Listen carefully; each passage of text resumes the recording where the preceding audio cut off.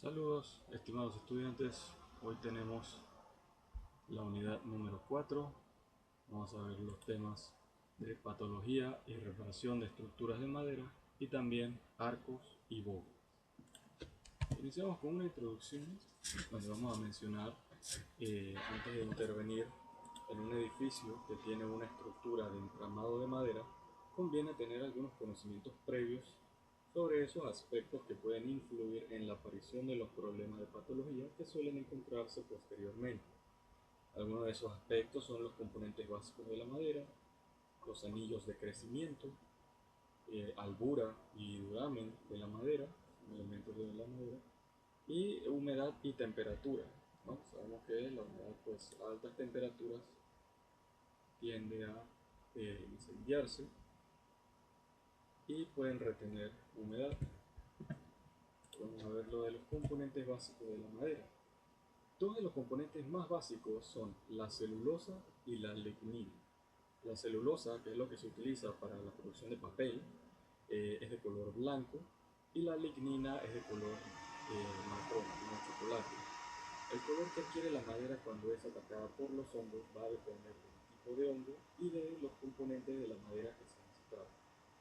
La madera tiene una gran propiedad, y es que la relación existente entre su resistencia a la tracción, flexión y compresión en relación con su densidad alcanza uno de los máximos valores entre los materiales conocidos.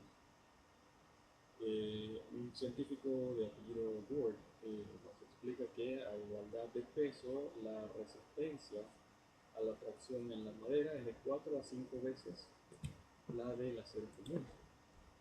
Fíjense eso, claro, dependiendo de la densidad. Sobre los anillos de crecimiento, cuando se corta el tronco de un árbol perpendicularmente, se puede apreciar que existen estos anillos, ¿no?, alrededor del tronco, y ese crecimiento que se produce durante las primaveras o durante las épocas de crecimiento es bastante grande, se refleja en un anillo más ancho y de color claro. El crecimiento que se puede producir, por ejemplo, durante la estación seca es mucho menor, se refleja en un anillo más estrecho de color oscuro. La madera del anillo, que es de la época lluviosa, es además más blanda que la que vamos a encontrar de los árboles o de los anillos que crecen más o que tienen ese anillo de madera más oscuro, que es de la época seca, donde vamos a encontrar que es más duro. Ahora, esto puede influir si se produce ataque de insectos xilófagos en la presencia generalizada de estos por la madera más blanda, dígase comején, termitas, también por hongos, etc. La albura y el duramen. Bien, volvemos a hacer un corte perpendicular al tronco de un árbol. Podremos comprobar que generalmente la zona exterior más próxima a la corteza es blanda y de un color más claro. A este se le denomina albura. El duramen va a ser la parte o la zona central donde la madera es más dura, de un color más oscuro. Esto se comprueba después de que los insectos van a atacar casi siempre la albura y no el duramen. Es muy poco las veces que se ven insectos atacando el duramen porque es madera más dura. Lo normal es que ataquen la albura, que es madera más suave. Ahora, sobre la humedad y temperatura, existen dos condiciones necesarias para que una madera sea atacada por hongos o por insectos xilófagos. Estas condiciones son la temperatura y la humedad, especialmente si son altas, a una alta temperatura y una alta humedad. Podremos darnos cuenta generalmente de las dos condiciones de forma simultánea que se favorezca el ataque. Esto puede servirnos a la hora de investigar en un edificio y localizar la posible patología existente. Se debe iniciar este tipo de investigaciones en zonas donde puede haber fugas de agua, es decir, en el entorno de los locales húmedos, baños, cocinas, así como en las proximidades de las bajantes. También será más fácil encontrar problemas de patología en las zonas más próximas a focos de calor. Por lo tanto, lo lógico es estudiar primero las zonas del edificio que están orientadas al sur. Bien, cuando el grado de humedad de la madera llega a 22%, se dice que está comercialmente seca. Si la madera se seca al aire, su grado de humedad estará entre un 13 y un 17%. Los contenidos de humedad más convenientes en las maderas de construcción son los siguientes. Para maderas en exterior de 13 a 20% es aceptable. Maderas al exterior protegidas bajo techo de 13 a 18%. Maderas de interior 10 a 15% y maderas en local con refacción de 8 al 10%.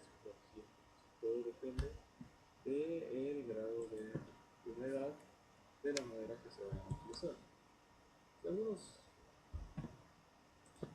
agentes que atacan la madera, hay bastantes posibilidades de que la madera sea atacada por diferentes agentes bióticos o abióticos, pero los que debemos tener en cuenta, porque afectan más a lo que podemos encontrar en un edificio que se pretende rehabilitar, son los siguientes.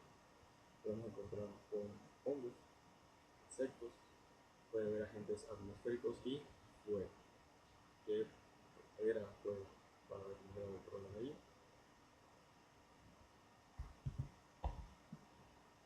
Sobre los hongos, son microorganismos que pertenecen al reino de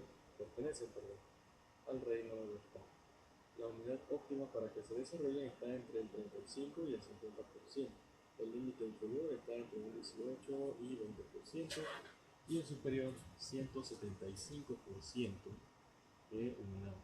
Por otra parte, los hongos necesitan una temperatura comprendida entre 20 y 30 grados Celsius para su desarrollo óptimo.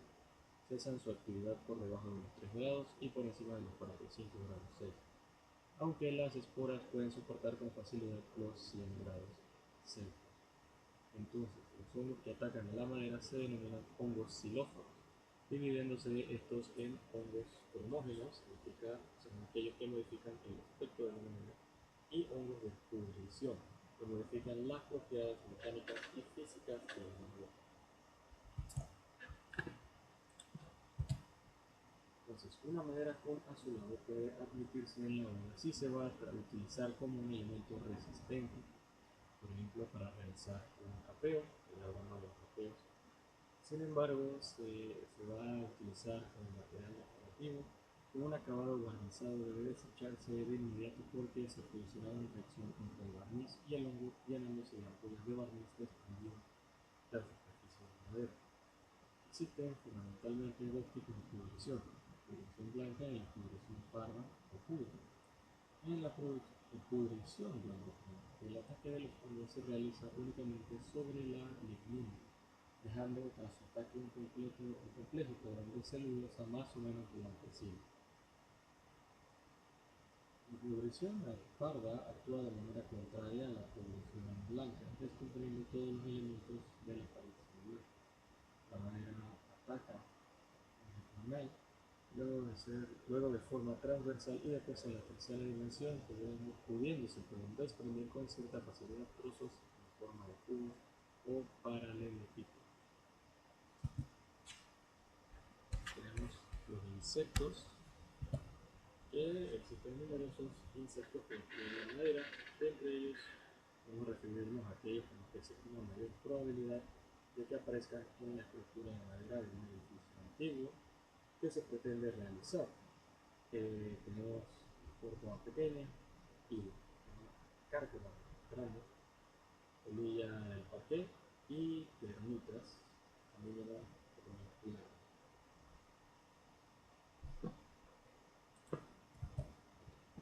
Tenemos algunos agentes atmosféricos, donde los principales agentes atmosféricos que atacan la madera colocada al exterior son el sol y la lluvia.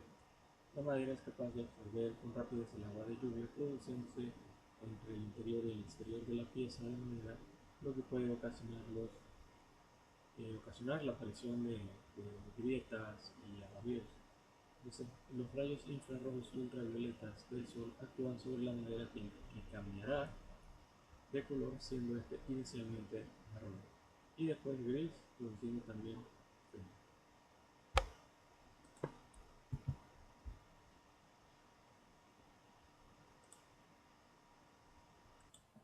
Bien, hablando sobre cómo el fuego afecta a la madera, ¿no? Es porque la lignina y la celulosa de la madera se componen de oxígeno, hidrógeno y carbono, y esto es lo que le convierte en material combustible, aunque tarda en arder. Si se produce un incendio y la madera empieza a quemarse, se pone en marcha automáticamente un mecanismo de defensa que consiste en la aparición en la zona expuesta al fuego de una capa carbonizada que va aumentando de espesor cuanto más dure el incendio. Entonces, sobre la localización de las lesiones, se pueden localizar las lesiones de la estructura de entramado de madera según las zonas del edificio y el elemento estructural en que se encuentra. Según las zonas del edificio, como ya hemos dicho, los ataques se producirán si existe la proporción de humedad necesaria. Por lo tanto, se encontrarán cerca de lugares húmedos, que estos son pues, los cuartos de baño, cocinas, bajantes de salones, de ensamblamiento, cubiertas y sótanos.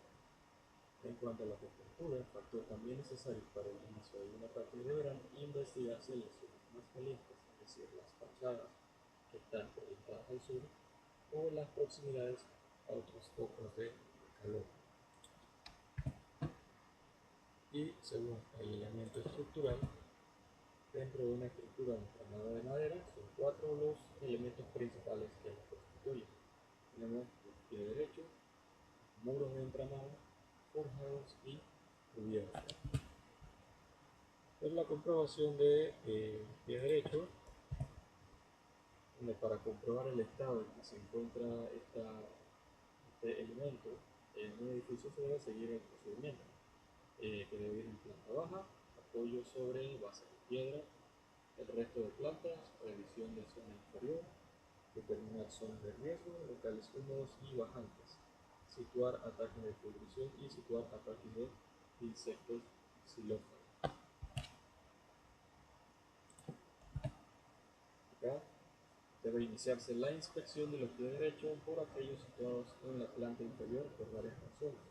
Una es que suelen existir humedades que provienen del terreno, ya sea por un nivel freático alto o rotura de la red de sanguínea.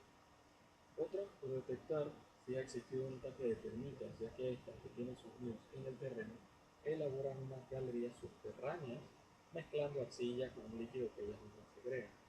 Entonces, como esto ocurre así, al llegar a las bases de piedra de los pies derechos no pueden atravesarlos, continúan realizando sobre ellas sus galerías. En el resto de las placas, generalmente las lesiones de los pies derechos se encuentran en su zona inferior.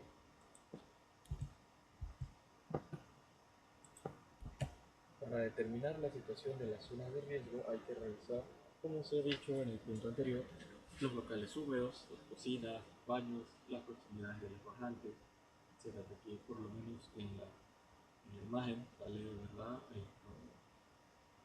esta estructura de madera que está dentro de la pared de un baño. O sea, hay que ver si esto puede dar entonces proliferación de hongos y pues habría que realizar todo un trabajo de ello. Una vez localizados los puntos donde se han producido los ataques de pudrición, deben señalarse estos en los planos de planta del edificio. Igualmente, cuando se hayan localizado los ataques de insectos xilófagos, estos también deben señalarse en los planos de la planta del edificio. Así podremos tener una visión general de cuáles son las zonas del edificio que se encuentran en mal estado, y esto va a servir para poder adoptar las soluciones necesarias, ya sea para sustituir o para reparar. Tenemos la comprobación de entramado de muros, donde para comprobar el estado en que se encuentran los muros de entramado de madera, hay que tener en cuenta que la posición de las distintas piezas que lo componen puede ser muy variada y compleja. No debemos caer en el error de suponer que todos los entramados son similares o muy parecidos. Esto puede causar, durante la obra, sorpresas desagradables. Aquí tenemos, por ejemplo, esta imagen, un ejemplo de un entramado de muro. Esto se ve más en entornos rurales, y bueno, más que todo en otros países, ¿no? Donde todavía se utiliza madera para construir. pero así es como se ve. Aquí tenemos otros ejemplos.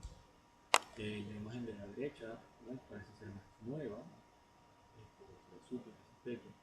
Y sí, o sea, yo por ejemplo he visto las casas así de madera hacia el área del interior, ¿no? Digamos, cerca del Valle de Antón, hay bastantes casitas así de madera y a veces son para cabañas con fines turísticos, etc. Porque son baratos de construir. La madera es un material bastante barato, ligero, es también durable, siempre cuando esté bien protegido y funciona muy bien. Acá tenemos los ejemplos, imágenes. Entonces, sobre esto, como consejo para su mejor conocimiento, debemos seguir el siguiente procedimiento. Primero, localizar la posición del pie derecho dentro de los muros, picando el revestimiento y medir las escuadrillas. Medir distancias entre pie derecho y hasta medianeras en todas las plantas. Estudiar la posición de vigas, zapatas y otros refuerzos superiores. Dibujar el esquema del muro de entramado completo y comprobar si hay desplazamientos en los pies derechos. Entonces por allí seguimos con situar ataques de cubrición y situar ataques de insectos civilizados. Para la comprobación de forjados, comprobar el estado en que se encuentran los forjados, así como las vigas y viguetas que las componen. Debe seguirse el siguiente procedimiento. Primero, comprobación exterior de grietas, eliminar pavimentos antiguos y rellenos hasta la cara superior de las vigas, picar el revestimiento inferior del forjado en las zonas del apoyo de las vigas, comprobar las diferencias de nivel, situar ataques de pudrición, ataques de insectos xilófagos y el resto son otras comprobaciones. Tenemos la comprobación de cubiertas, donde para comprobar el estado en que se encuentra la cubierta del edificio conviene seguir el siguiente procedimiento. Parecido al anterior, ¿no? Comprobación exterior de grietas, analizar el estado del material de protección, si el estado es malo, desmontar y retirar los rellenos, revisar el apoyo de los páginas de muros y así. Todo esto y otros problemas derivados de una mala ejecución.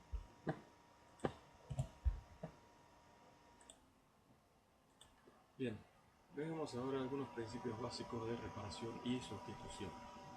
Una vez detectadas las lesiones que tiene la estructura, ya podemos iniciar los trabajos de sustitución y reparación adecuados a los daños existentes, pero antes es necesario realizar una serie de actuaciones previas, tales como el apeo de zonas de forjado o cubierta en distintos puntos del edificio. Puede ser imprescindible el apeo cuando se encuentren podridas las bases de varios pies derechos del fondo inferior o cuando se encuentren en mal estado los forjados de los locales 1, como se ve aquí en la figura, o cuando hayan fallado los apoyos de los pares de la cubierta. En cuanto a las posibles actuaciones de reparación, estas pueden realizarse sobre los distintos elementos de la estructura y así vamos a tener lo siguiente: reparación de pie derecho, reparación de muros de entramado, reparación de forjados y reparación de cubierta. La reparación de pie derecho, cuando se interviene sobre los mismos, caben entre otras estas opciones: sustitución completa por otro pie derecho de madera, sustitución completa por un soporte metálico, sustitución parcial por una prótesis de madera, una sustitución parcial mediante técnica beta, sustitución parcial por fábrica de ladrillo y refuerzo mecánico. Si vemos la sustitución completa por otro de madera, que el pie derecho afectado se encuentra en muy malas condiciones, es más válido sustituirle por otro que debe ser de la misma escuadrilla y del mismo tipo de madera. Esto se hace tras mapear la zona de influencia del pie derecho que se va a sustituir.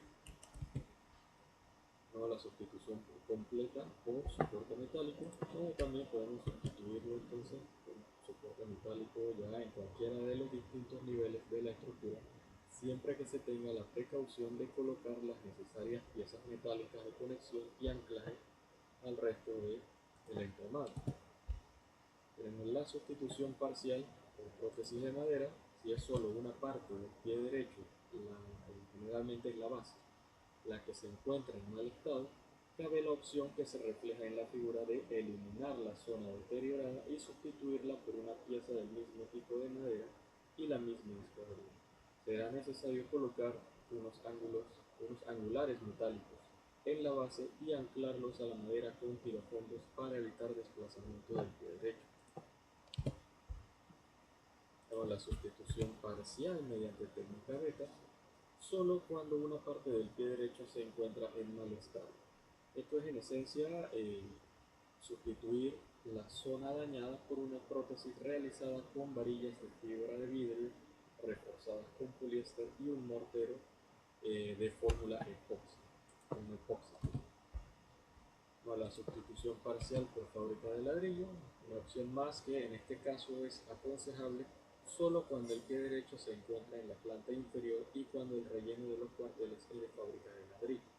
Se sustituye la parte dañada por fábrica de ladrillo que debe ensartarse con el resto de la fábrica y sobre ella, separándola del pie derecho, colocar una lámina impermeable que impida la ascensión del agua por capilaridad a través de la fábrica. Tenemos refuerzos metálicos, donde cuando se producen conexiones entre piezas que requieren la colocación de refuerzos metálicos, conviene que estos tengan la anchura completa de la pieza de madera y que los tirafondos o tornillos de anclaje se sitúen para evitar que la colocación de varios tornillos alineados dé lugar a una grieta en el nivel. Una solución de refuerzo que aparece en algún manual y consiste en la colocación de una platina helicoidal clavada al pie y encolada con un epoxi. Esta solución parece difícil de ejecutar y su precio será seguramente mucho más caro que recurrir a la sustitución completa del pie derecho. Con la reparación de cubierta, si no está bien resuelta la solución del material de cubrición o lleva mucho tiempo sin el debido mantenimiento, tendrá entrada de aguas de lluvia y esto va a dar lugar a fallos en la estructura de madera que deberán repararse por alguno de los siguientes procedimientos: por sustitución de pares completos, reparación de nudos de conexión entre el par y el tirante, sustitución parcial del par, es decir, nuevamente utilizando la técnica beta, y sustitución parcial de canecillo. La sustitución de pares completos, como se ha dicho, cuando el agua penetra en la zona de la cubierta no se detiene en el mismo punto donde cae, sino que se desliza por los pares hasta llegar a un punto de unión con otra pieza de madera. Este punto de unión suele ser el de apoyo del par sobre el durmiente de madera situado en la zona más alta del muro de fachada. Ahí se produce acumulación de agua y problemas de pudrición. Si el deterioro del par en el punto de apoyo es grande, es más barato sustituir el par completo que intentar repararlo parcialmente. También en este caso es mejor cambiar el par completo. Tenemos la reparación de nudos de conexión o par tirante, donde si la estructura de la cubierta está formada por cerchas de madera, el punto donde se suelen dar los problemas es en la unión del par con el tirante. Para evitar este problema debe repararse el nudo de unión. Este se realiza de la siguiente forma: primero apeamos la estructura en esa zona, luego eliminamos la parte de madera deteriorada. Siguiente, se coloca en el muro un dado de hormigón con una placa de anclaje en su zona superior. Luego adosamos dos perfiles metálicos UPN al tirante con la longitud suficiente para colocar tirafondos atravesando la madera por una parte y apoyar sobre la placa metálica del muro por el otro extremo. Se adosan también otros dos UPN al par y, como en el caso del tirante, se fijan con tirafondos a la madera y se apoyan por el otro extremo en la placa del muro. Finalmente se conectan los dos extremos metálicos formados por los perfiles UPN del par y del tirante mediante placas soldadas a ambos. Tenemos la sustitución parcial de par por técnica beta. Como ya vimos antes, dicho varias veces, los puntos más conflictivos en las cubiertas son aquellos en los que se producen encuentros entre piezas de madera. La reparación de esos puntos consiste en eliminar las zonas deterioradas y, tras realizar taladros e introducir varillas de vidrio reforzadas con poliéster, rellenar con una formulación epoxi. Entonces, hasta aquí el tema de patología y reparación de estructuras de madera. Vamos con el siguiente tema. Bien, viendo patología y reparación de arcos y bóvedas, vamos a dar una introducción breve, como que los arcos son estructuras curvas para cubrir el claro de un vano, distanciadas para sustentar una carga vertical, principalmente por compresión axial. Los arcos transforman las fuerzas verticales de una carga sustentada en componentes inclinadas y las transmiten a los estribos en cada uno de los lados del vano arqueado. Por lo general, los arcos de mampostería se construyen con piedras en forma de crujía o bovelas de ladrillo.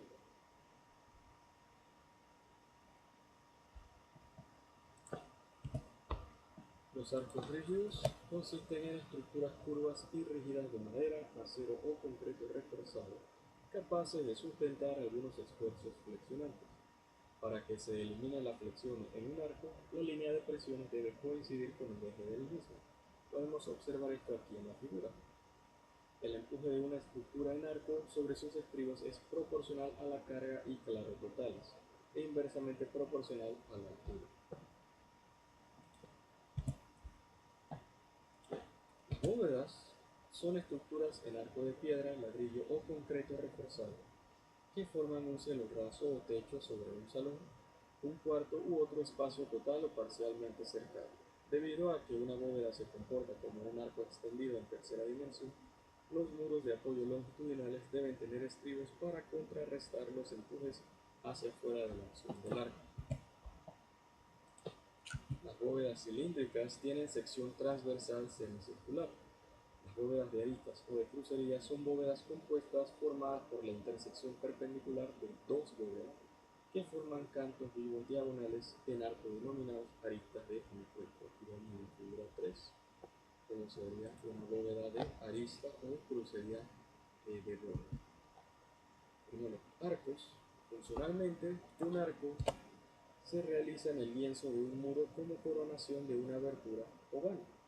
Tradicionalmente, un arco está compuesto por piezas hechas de piedra tallada, ladrillo o adobe, denominadas dovelas, que trabajan siempre a compresión y pueden adoptar formas curvas inversas. Este tipo de elemento constructivo es muy útil cuando se desea salvar espacios relativamente grandes mediante el aparejo de piezas de reducidas dimensiones.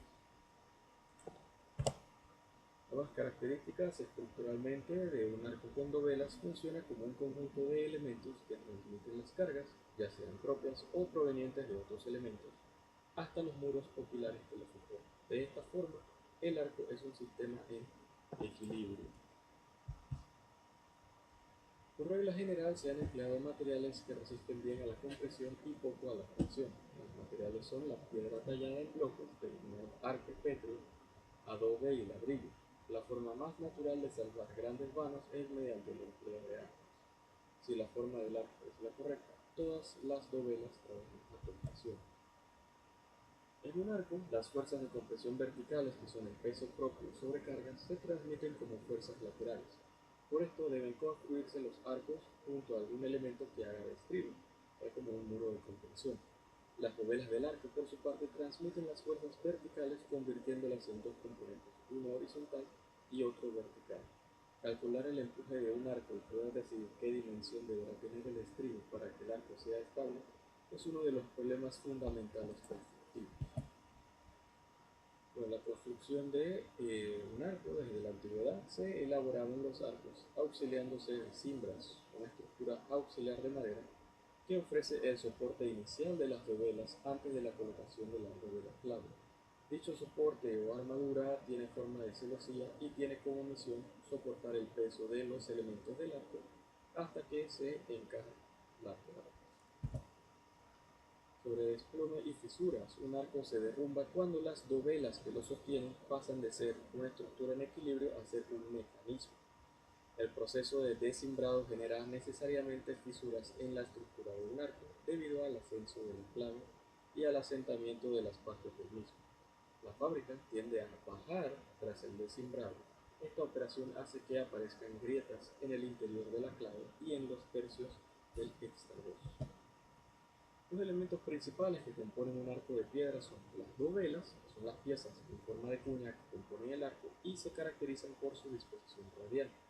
Las dovelas de los extremos y que reciben el peso del arco se llaman salmer, desde la primera dovela del rango, la primera que se coloca. La parte inferior de una dovela se llama intrados y el lomo que no se ve por estar dentro de la construcción se llama trastos. Intrados y trastos. En los elementos de un arco seguimos viendo la clave, que es a veces denominada también como corona o dovela central. Es la dovela del centro, obviamente, que cierra el arco. Es la última que se coloca en la cimbra, completando el proceso constructivo del arco. Y acá vemos entonces cómo se ven las dovelas. Tenemos el intrados, el extrados, la dovela central o clave, la última que se pone, y las dovelas basales o salmer, que son las primeras que se colocan, las que están hasta el fondo del arco. Tenemos la imposta o arranque, que es una moldura o saledizo sobre la cual se asienta un arco o una bóveda. La imputa es la parte de fábrica que cubre el extrados del arco. Y la rosca es faja de material de fábrica que sola o con otras concéntricas forma un arco o bóveda. Algunas causas de patologías en arcos: tenemos la modificación de la línea de presiones por un apuntalamiento inadecuado, se puede dar por aplicación de cargas concentradas cuando el arco no ha sido diseñado para esto, y por un debilitamiento de los materiales que conforman el arco producto de la aparición de otras acciones. Los movimientos de los apoyos o arranques puede ser una causa de patología, y la compresión elevada de las piezas. Algunos fallos más frecuentes que ocurren en los arcos: tenemos rotura por carga concentrada en la dovela clave, rotura por carga concentrada en los apoyos, rotura por empujes no absorbidos en estribos y rotura por descenso y desplome de uno de los apoyos. Algunas intervenciones en los sistemas dovelados de los arcos: cuando los arcos solos o extremos tienden a abrirse producto del empuje horizontal que no es contrarrestado debido a la falta de rigidez del elemento vertical, se puede colocar un tirante para evitar este defecto. Si hay piezas que se han dañado mucho, pueden ser sustituidas o reparadas por piezas del mismo material o de otro material, pero que tenga una resistencia a la compresión similar al material original. En el caso de que el sistema sea de piedra, pudiera ser empleado el hormigón para confeccionar las piezas. Las bóvedas se suelen encontrar en algunas edificaciones como plazas porticadas, es decir, con pórticos, claustros, catedrales y también en galerías subterráneas en la infraestructura del metro y de vías, por ejemplo. Si han ido al casco antiguo, ¿no?, al casco viejo, van a observar muchas estructuras como estas, bóvedas, el arco chato, etc. Vamos a poder observar esto que se construyó hace cientos de años. Entonces, imagínense, hace miles de años se usaba el Imperio Romano, construía arcos y bóvedas de esta forma. Y bueno, trajo hasta acá ese arco y ya es lo que queda observado como patrimonio histórico cultural. La forma geométrica de la bóveda se genera mediante traslación en el espacio de arcos iguales, adecuadamente trabados, para obtener finalmente un elemento constructivo superficial, entre comillas, es decir, el arco es la generatriz de la bóveda. Su geometría puede ser simple o de doble curvatura. Un ejemplo de geometría simple se encuentra entre las bóvedas de cañón, y en las que la curvatura más compleja son las de arista, que es el cruce de dos bóvedas de cañón. Tenemos la fábrica, donde los materiales empleados tradicionalmente en su construcción han sido la piedra o el ladrillo. Todos ellos son materiales que forman los elementos constructivos de una bóveda clásica, siendo muy adecuados a trabajar en compresión. Estos materiales son adecuados igualmente para construir arcos. Tenemos la teoría de las bóvedas, donde tanto en las antiguas bóvedas como en las modernas, la solicitación predominante en sus elementos es de compresión. Sus tensiones se asemejan a las de un arco o un conjunto de arcos conformando una superficie. Las fuerzas de una bóveda se van transformando en un empuje horizontal que debe ser contrarrestado con el objeto de mantener la estructura en equilibrio. El elemento estructural suele ser un contrafuerte o un estribo. Desde sus inicios se ha practicado en su construcción el empleo de estructuras auxiliares de carácter provisional, cuya función era la de soporte de las piezas que forman la superficie de la bóveda. Estas estructuras, denominadas cimbras, encarecían la construcción de bóvedas. Las bóvedas se componen de diversas partes cuya denominación tradicionalmente es apoyo, punto de arranque, dovelas, claves, armeres, nervios y lunetos. En el diseño y construcción de bóvedas se refiere a menudo a las dimensiones características de las mismas, que tradicionalmente se han venido denominando como luz, que es la distancia libre entre los apoyos o arranques de la bóveda, la flecha, que es la altura desde el arranque a la clave, y el espesor es la distancia entre el tras 2 y el intra 2 de la bóveda. Las causas que provocan las lesiones en las bóvedas y las cúpulas son similares a las de los arcos que estudiamos en diapositivas anteriores, o sea, movimientos de la línea de presiones que ocasiona que la misma no pase por el núcleo de la sección. Algunas intersecciones en bóvedas donde para realizar cualquier intervención en las bóvedas y las cúpulas es necesario primeramente descargar estos elementos, o sea, colocar un adecuado sistema de apuntalamiento que garantice la seguridad de la estructura. Bien, jóvenes, hasta aquí voy a dejar la clase, de todo por la unidad número 4. Yo espero que sea de su agrado y les deseo entonces jóvenes que tengan una excelente semana.